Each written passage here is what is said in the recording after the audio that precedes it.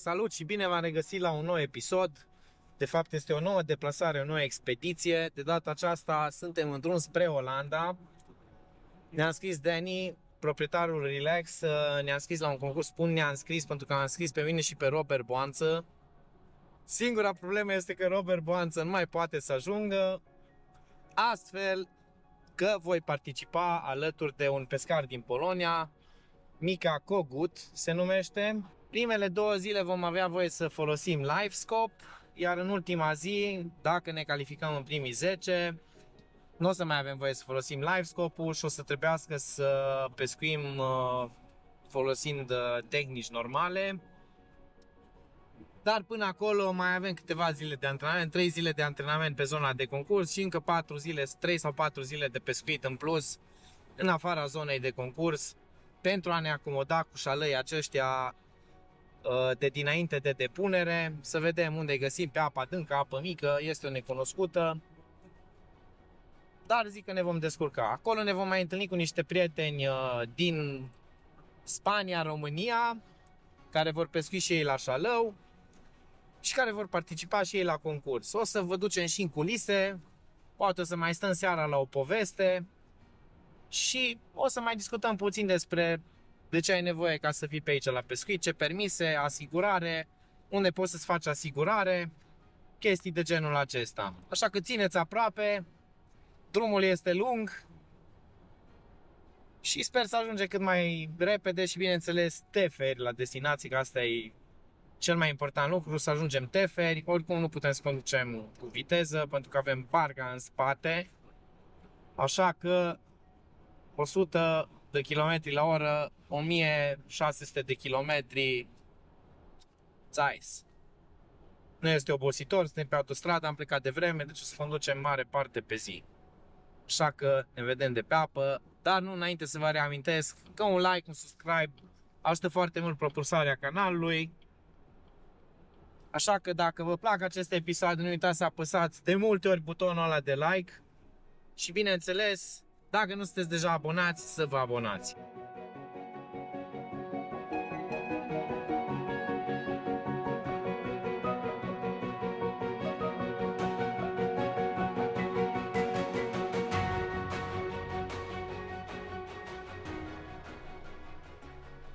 Am ajuns și în Olanda. Am cu căi vreo 4-5 ore pe marginea drumului, într-o benzinărie. La 30 de km înainte de destinație n-am mai putut să conduc. Dar am dormit lemn. Lemn tănase. Ne-am oprit să alimentăm. Și cu motorină și cu benzină. Pus pe partea greșită, dar nu contează.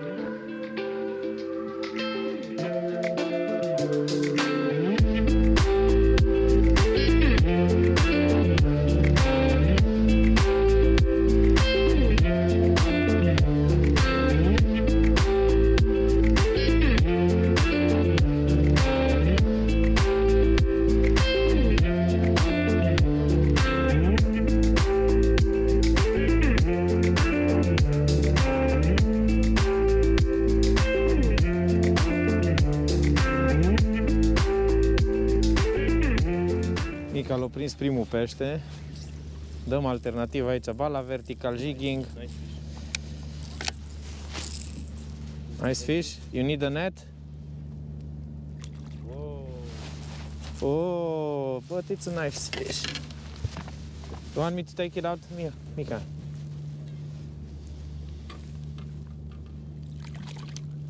Nice color fish.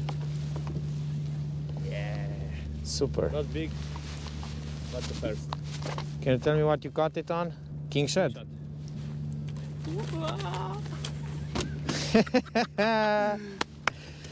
Okay, we broke the ice, Mikau.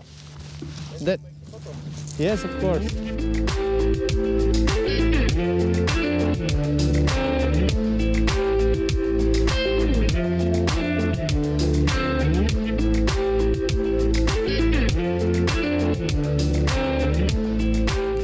Problema este că aici se pescuiește mai ciudat. Nu se prea pescuiește așa de mult pe structuri,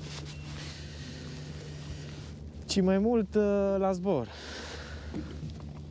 Sunt insuri destul de mari, platouri din astea mari, unde efectiv stau peștii ăștia. Dacă vreți să vă explic de ce, nu o să știu să vă spun. Dar voi încerca să găsesc un răspuns până la sfârșitul zilei.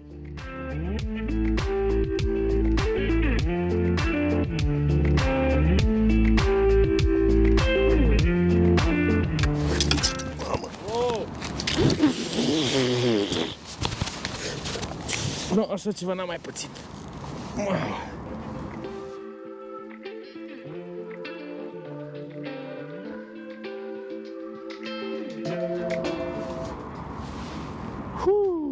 Nice fish. Nice fish.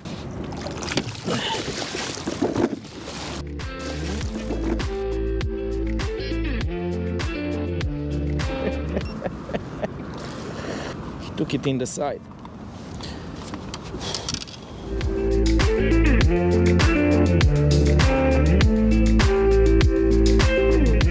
În sfârșit o zonă productivă la vertical jigging, unul mai frumos. Ăsta era să-mi smulgă bățul cu totul din mână.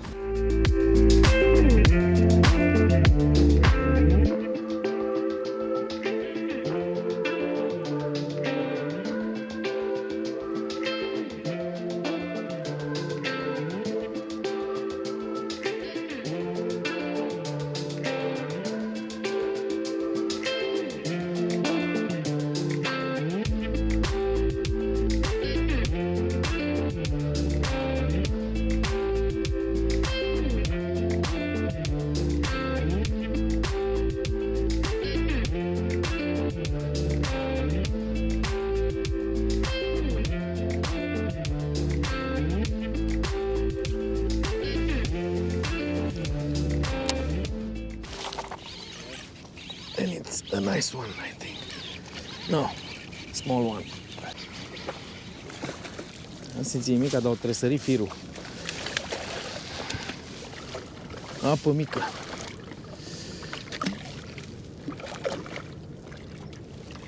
Ok. Small one. Considering what we have to do. Este unul micuț, ținând cont de ce trebuie să facem. Pus o nălucă ceva mai agresivă, un haio de 12 cm, pus un gramaj mic și cred că va începe distracția. O să prindem probabil de dimensiunea asta mai mulți, dar printre ei sper să prindem și ceva mai îmbrăcați.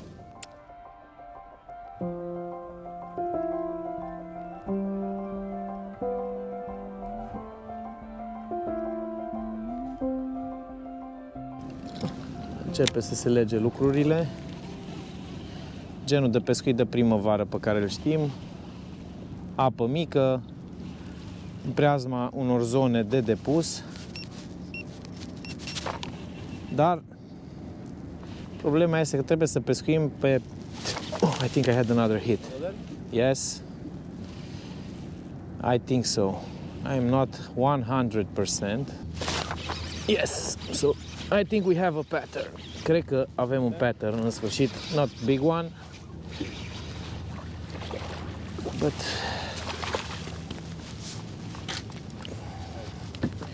Not a big one, adică nu este unul mare. Se pare că patternul ăsta cu apă mică, nice hit, și năluci mari, patternul ăsta de primăvară pe care îl iubesc, cazul meu un copito de 4 inch.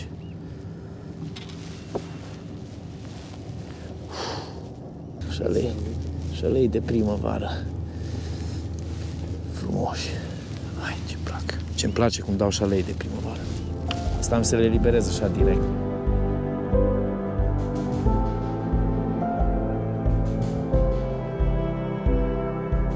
Am schimbat puțin pattern-ul, am văzut că am avut o primă prezentare pe apă mică. Aici, în fața noastră, chiar înspre Eoliene, este o zonă, un platou întins cu apă de 2 metri și am ieșit până la buza pragului, am trecut de ea și acum suntem în apă de 7-9 metri și încerc să păstrez direcția asta în așa fel încât să prindem și apă mică, și pragul, și apă adâncă. Și s-ar putea să prindem și ceva mai mare. Asta vrem să vedem, dacă reușim să prindem ceva pești mai mari, pentru că pentru concursul pentru care am venit să ne pregătim o să avem nevoie de ceva pești mai mari. Adică peste 70 cm, momentan cred că doar unul a fost peste 70 din 3 pești câți am prins. Dar cred că avem un pattern deja și cred că îl vom fructifica. Jiguri mari, gume mari, gramaje nu neapărat mari, eu acum dau cu 24 de grame, dar din cauza că vreau să prind pragul și guma este destul de portantă. Deci să știți că și guma este destul de portantă.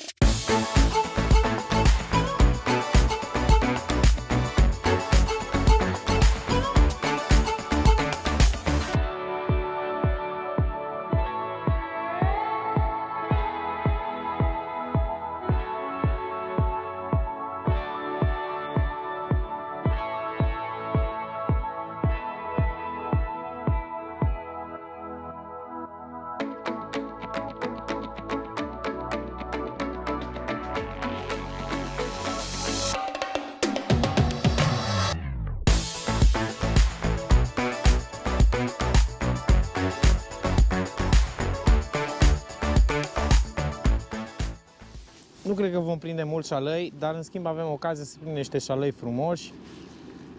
Partea nasoală este că sunt amestecați, adică îi găsim și pe apă mică și pe apă foarte adâncă. Este perioada aceea de dinainte de depunere, când încă nu s-au tras pe apă mică pentru depunere și îi găsești cam peste tot. Și găsim undeva între 2 metri adâncime și 8 metri adâncime. Dăm la vertical jigging, care o pompăm de 2-3 ori, ținem după aia în suspensie și ne uităm pe livescope în același timp.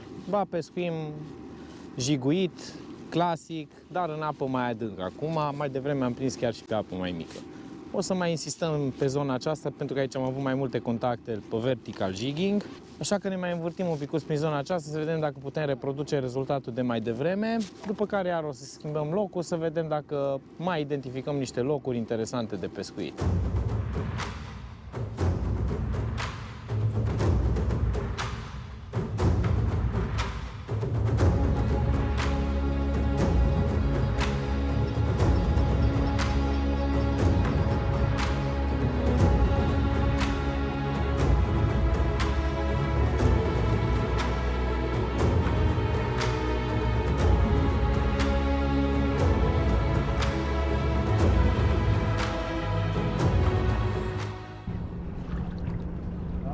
Un pic de șuculiță, un pic de brânză, niște pâine să... Salut! Să vă faceți un... Trăiască pescarii. Uite că are carne, are tot ce trebuie acolo. Hai, auzi, vreți ceapă? We are in the Netherlands. Everything is allowed here. No. You can smoke and don't. maybe you can drink a little.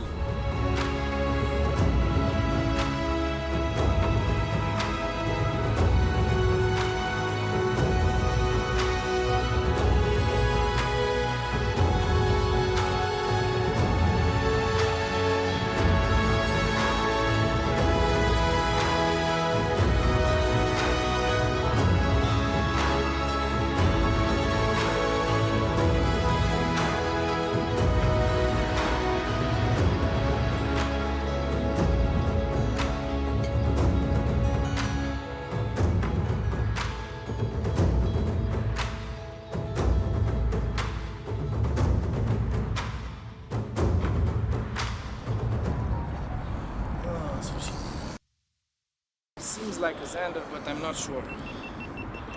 No, it's not even Taste. Stinky bream. stinky bream. Bye, Mashkaro. Stinky bream.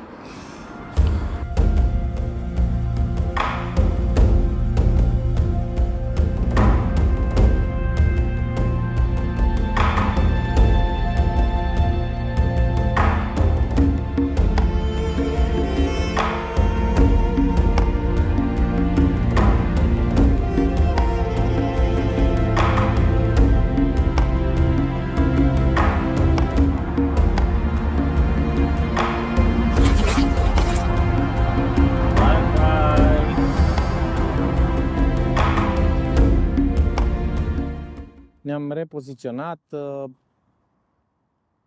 ne-am oprit la picioarele unor poduri, 3 poduri aici, unul lângă altul, și ne-am tot repoziționat în funcție de ce am găsit cu sonarul, unde am găsit că, sau unde ni s-a părut nouă că sunt mai mulți pești. O să nu ne băgăm prea adânc sub pod. Și acum am mai găsit o zonă unde ni s-a părut că am văzut niște șalăi mai mari. Nu putem să zicem niciodată sigur, ăștia da, sunt șalăi. Este destul de greu să spui treaba asta. Dar după siluete și după felul în care se mișcau, păreau a fi șalăi. Așa că mai insistăm un picuț, aici apa este mult mai tulbure decât zonele pe care am prins, deci s-ar putea să fie ceva mai dificil de păcălit acești pești. Sau ar putea să nu le placă și să se hrănească pe zona asta. Încercăm combinat, Mica o încearcă cu gume, eu încerc cu voblere. Încercăm și jigging vertical, încercăm să dăm și cu jigging-ul clasic. Deci încercăm să acoperim o gamă destul de largă de tehnici. Pescuit destul de dificil, dar sper să ne prindem de o șmecherie până mâine. Sau dacă nu ne prindem astăzi, să ne prindem mâine. Oricum ne-am distrat un picuț, am avut și ceva pești. Am avut și o plătică frumoasă. Un ugly bream. Dar sunt destul de obosit, așa că voi ieși prematur astăzi la mal. Pentru că am condus ieri aproape 19 ore. Așa că trebuie să ne băgăm și ne bagajele în cameră, să ne mai relaxăm un picuț și să ne pregătim pentru ziua de mâine, în care sper să prindem mai bine decât astăzi. Astăzi a fost vremea foarte, foarte liniștită.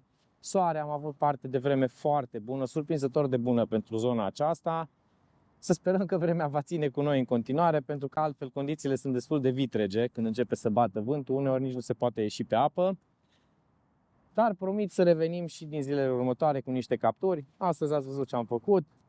Țineți aproape aici Andrei Sava. Vă reamintesc că ajută foarte mult un like, un subscribe. Așa că dacă nu sunteți abonați, abonați-vă. Dacă vă plac episoadele, apăsați butonul ăla de like.